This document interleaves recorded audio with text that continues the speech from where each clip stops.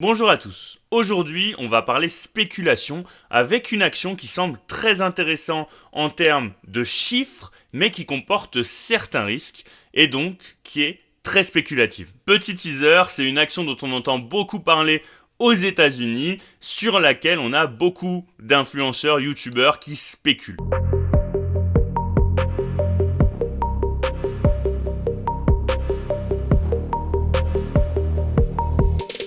Je vous remercie parce que vous êtes de plus en plus à suivre les vidéos.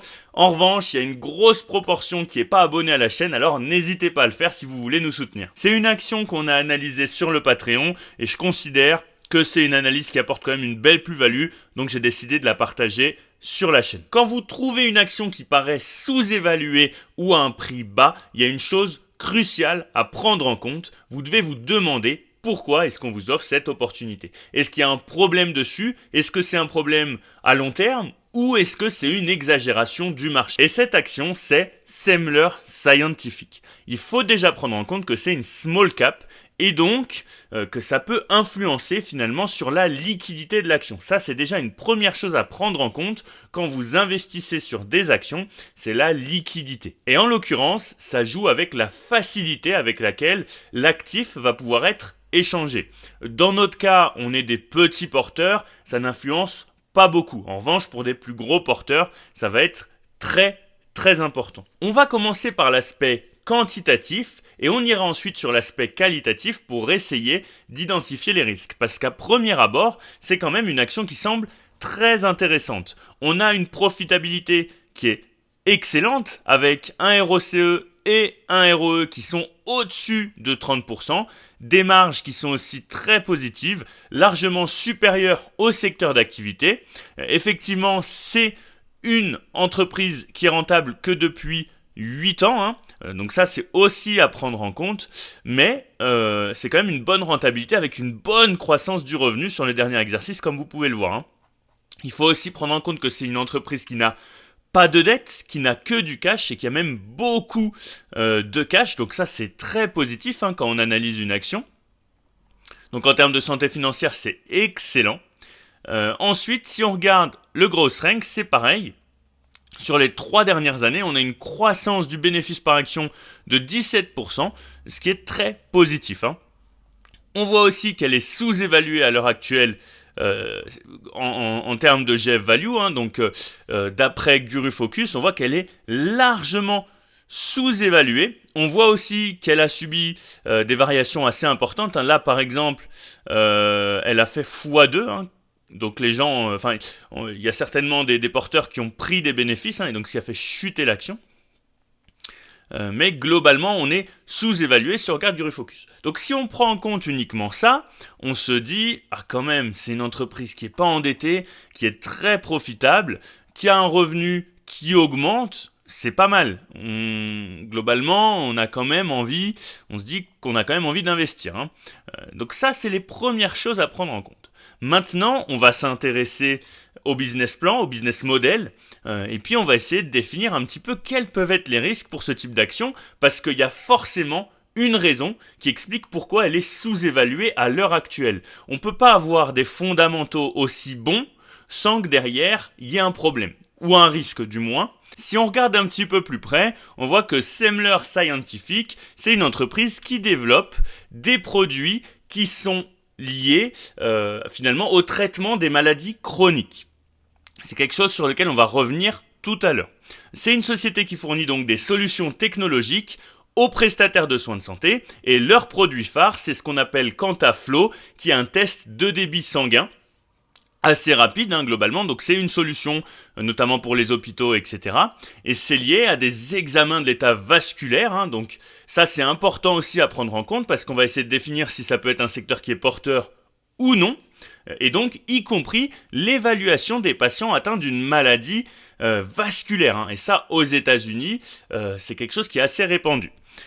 En gros, on voit que l'algorithme de son logiciel, ça permet d'obtenir instantanément une forme d'onde de flux sanguin, un petit peu comme un examen cardiaque, par exemple. Et comme je vous le disais, on a des clients comme des régimes d'assurance, des groupes de médecins, des groupes d'évaluation des risques, des hôpitaux, etc., etc. Dans un scénario optimiste, comme on le disait, c'est une action qui est sous-évaluée. Mais c'est aussi un titre qui comporte des risques qu'on va essayer de définir. On a des revenus qui sont répartis entre des paiements fixes qui sont récurrents et qui sont liés au logiciel et des frais variables comme par exemple l'achat du matériel. Un aspect très positif de Semler, c'est son leadership, parce qu'on sait qu'on a le conseil d'administration qui détient collectivement plus de 30% de participation d'initiés. Donc ça, c'est une bonne chose, et ce chiffre pourrait même être plus élevé, parce qu'on a eu des achats d'initiés en septembre. Donc pour l'instant, c'est plutôt positif. Je vais vous parler des risques que personnellement j'identifie vis-à-vis de l'action. Et le premier risque, c'est l'expiration imminente d'un de leurs brevets, d'un de leurs plus gros brevets, en 2027.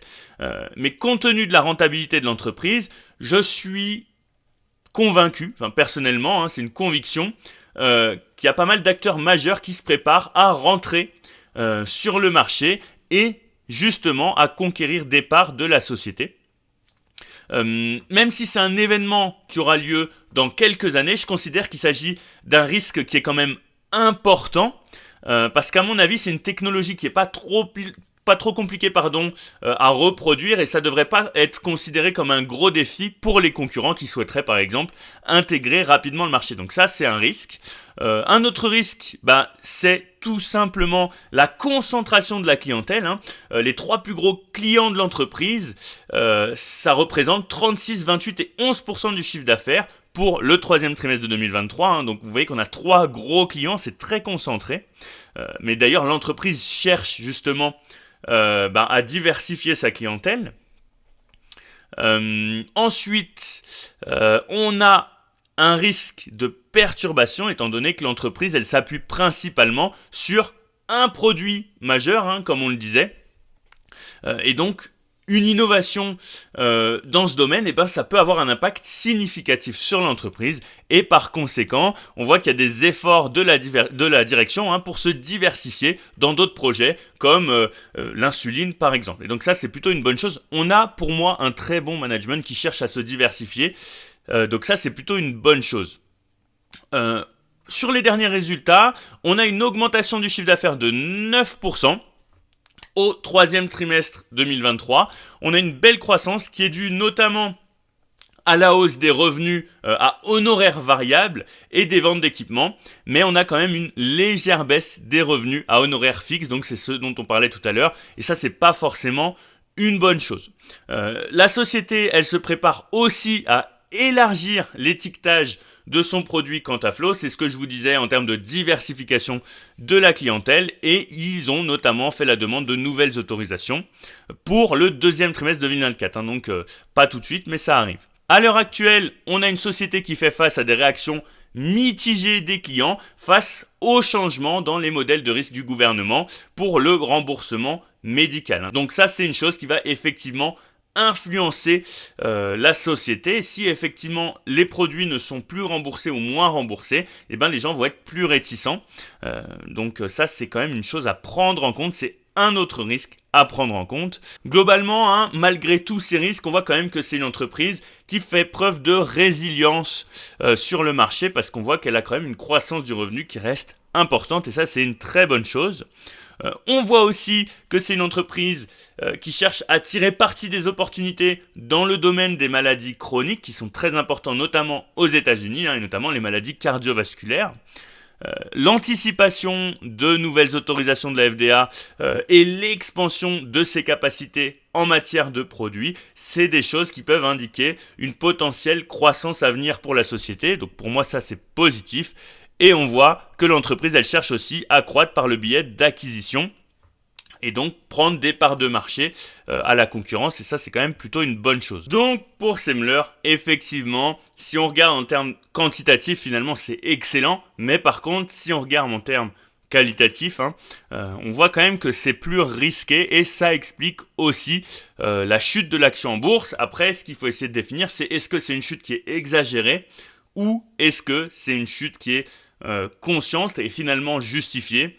C'est pas évident à définir. Ce qu'on peut dire déjà, c'est que effectivement, là, on est en train de vivre le contre-coup du Covid. On a des gros order blocks vendeurs, où on voit que la masse a vendu, que les grosses positions ont été vendeuses. En revanche, on voit qu'à plus court terme, on a des order blocks acheteurs, donc avec de la smart money qui investit, qui achète. Et on voit aussi qu'on a résolu un triangle par le haut, donc on a cassé cette résistance baissière-là par le haut, et à l'heure actuelle, on est en train de jouer avec ce support en rouge. Si on venait à le casser, effectivement, ce serait très mauvais signe. En revanche, si on continuait de monter, ça formerait des W finalement, avec des points bas de plus en plus hauts. Et ça pourrait vraiment être une bonne chose, surtout si on venait former un nouveau top plus haut que le précédent. Là, ce serait quand même une structure assez intéressante en termes d'analyse technique. On voit aussi qu'on a des grosses mèches rouges qui ont tendance à se former. Ça, c'est pas forcément rassurant.